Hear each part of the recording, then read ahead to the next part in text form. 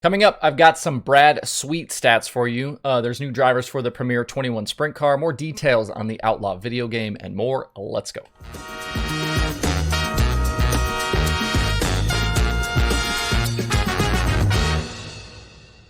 Today is Tuesday, April 5th, 2022. Welcome into Dirt Tracker Daily. I'm Justin Fiedler. I'm going to go ahead and just make everybody mad at me right off the top of the show today. In recent days in the YouTube comments, I've seen one person say they're tired of Brad Sweet and another tell me I need to quit talking about points and just let them race because it's too early in the season. So let's open today by talking about Brad Sweet and the World of Outlaws points. As it sits right now, Sweet leads the Outlaw points, and only the top 5 are within 100 markers of him. Remember, at 2 points per position, which is about what it is, that means Donnie Schatz is already 48 spots behind Sweet for the points lead. That's 48 positions in features. Sheldon Haudenschild is 30 spots back, David Gravel is 22, and Carson Macedo is 16. Gravel and Macedo could wipe out those deficits pretty quickly with some good runs and some bad luck for Sweet. Things then get tougher the further down you go. Brad would be able to have a few tough nights, even with those other guys having bad finish or good finishes, and still be able to keep the points lead. And you hear me say it with the Outlaws all the time, and actually with a lot of the championships. These championships are about consistency. Who can do it well every single night out? And so far, Sweet is looking very good to be in a very strong position for 4 straight Outlaw titles. Through 12 race nights, he started top 10 in 11 of them and is a perfect 100% in both top 5 and top 10 efficiency. That means when he starts top 5 and top 10, he finishes top 5 and top 10. His only start and finish outside the top 10 was that opening night at Volusia when the track was really rough. Since then, he's been completely lights out. Through these first few months, he's qualifying a full position better than he did a year ago. He's starting features a position and a half better than a year ago, and he's finishing races more than half a position higher. And he's done it so far in Florida, California, and Texas, actually, and New Mexico, on different surfaces and different size racetracks. Some of y'all get mad at me for not mentioning other drivers more in these championship conversations, but with what Sweet and that 49 team are doing on a nightly basis, it's hard to include the other guys. If they're not doing what Sweet is doing, I don't know how you can talk about them. Schatz has already gotten himself in a fairly deep hole, while the rest of the top 5 is still really within striking distance. But if Sweet keeps this up through the next few weeks, it could be a very long summer for guys like Gravel and Macedo and Sheldon Haudenschild. Up in central Pennsylvania, the Premier Motorsports 21 Sprint Car will be back in action this weekend at Lincoln, and we'll have some familiar faces behind the wheel in the coming weeks. Matt Campbell departed that ride last year, and we already knew the team was scaling back to a smaller part-time schedule for 2022. This Saturday, the 21 will have 27-time World of Outlaws winner Paul McMahon in the seat, with Dominic Scelzi then slated to head east and drive the car coming up. Scelzi is the defending NARC 410 champion out in California, and he's got some days off following this weekend's Anthony Simone Classic at Hanford. 21 has been a staple of central Pennsylvania for so many years, most notably with Brian Monteith behind the wheel. So it'll be great to see that car back at the track. McMahon has obviously appeared a lot at Lincoln through the years, plenty of experience there, while Scelzi has a limited experience at the track. With all his success out in California, it will be fun to see Dom mixing up with the posse guys. Don't forget that if you aren't nearby, Lincoln is part of the streaming package on flowracing.com if you would like to watch. I mentioned on the show yesterday that we're getting a World of Outlaws console video game later this year, and the move was officially announced yesterday by iRacing and the series. There aren't a whole lot of details in the announcement, but there are a few things in there to notice. They did say they are using some stuff from iRacing, including art and expertise in helping create authentic vehicle models. The release mentioned multiplayer online racing, plus a career mode with real-world drivers and tracks.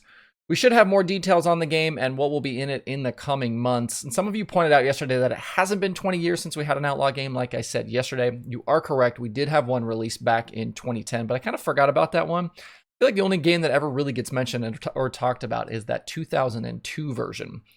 There was also a question in the YouTube comments from Kara about PS4 compatibility, and I don't know the answer to that one right now. None of the information I've seen about the upcoming title has any real technical details like that. There are some wish lists floating around Twitter about the game. I saw Braden McMahon talking about it. And hopefully, since iRacing is involved, as is the series, we'll get some of those things included in this game, along with some decent physics and damage models.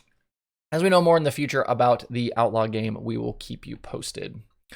So far, we've been talking about the XR Super Series, and I assume this was a championship series like the Outlaws or Lucas. You earn points for the season. At the end of the year, you have a champion. But apparently I've been mistaken about that. XR's race director, Bucky Doran, reached out yesterday. Let me know that is not the case. The collection of XR races does offer drivers and teams the opportunity to race for big money. And they do have that loyalty program, but now that Bristol is complete, there won't be an XR Super Series champion for 2022. There are 25 dates on the schedule. 13 of those pay 25 grand to win, 10 pay 50 grand to win, and 2 that are 10,000 to win. So outside of them all being XR races, there's no connection between them outside of that, drivers that are kind of stay eligible for that loyalty program that offers things like those free pit passes and the merch space. So if you keep up that perfect attendance, you get some of those benefits through the loyalty program. But no championship points are being paid out. I wanted to correct that since I've kind of been talking about the points, and it will also help me remember not to do so again in the future. I think this is an interesting concept and not one I've really considered before. Seems like everything's, has some sort of championship attached to it. If you look at all the series, the tracks, and if you even look at some of the local and regional sanctioning like Dirt Car and IMCA, everything has a championship. You won't have any points racing with these XR races, obviously, at any time in the season, so guys will just be hammered down on winning races. It's definitely additive in that sense, but certainly removes some of the longer kind of season storylines that we get with other series and that kind of connection between the first race of the year and the last. The XR schedule continues in a few weeks at Alltech Raceway in Florida. The early season weather hits just keep on coming. It's only Tuesday and we already are getting weekend cancellations. The USMTS has sacked the upcoming 2 nights at Hamilton County Speedway in Iowa because of forecasts below freezing temperatures. That means we won't see the USMTS modifieds until they hit Mississippi Thunder Speedway in Wisconsin in early May. They share that weekend with the World of Outlaws late models. Dustin Sorensen currently leads Jason Hughes and Tanner Mullins in the series point standings. For more info on the series, head over to usmts.com. If you're a sprint car fan and a consumer of YouTube, make sure to go check out and subscribe to Toby Balboa's Sprint Car Hub YouTube channel. He's done explainer videos, he's done a bunch of interviews, and Toby's actually a past guest of mine on Dirt Tracker Conversations. But lately he's been doing these kind of behind the scenes documentary style videos of race nights for different teams across Australia, and they're just really good. He just posted a new one within the last day or so with Premier Motorsports from Perth Motorplex, and you get to follow driver Dane Kingshot and the team through a whole race program. Consequently, actually, Ryan Cricky, who owns the team and manages the team, is also a past guest of mine. This isn't a sponsored mention. Toby doesn't even know I'm doing this, but when there's really cool dirt racing content popping up, I want to point it out for you guys so you guys can go check it out. The only thing on today's streaming schedule is Flow Racing 24/7. To see the full daily streaming schedule with links to watch, visit dirttracker.com/watch tonight. That's it for the show today. Have a good Tuesday. If you have thoughts about the topics on today's show, please leave them in the comments below or tweet at me. Thanks everybody for tuning in. We'll see you tomorrow for more Dirt Tracker Daily.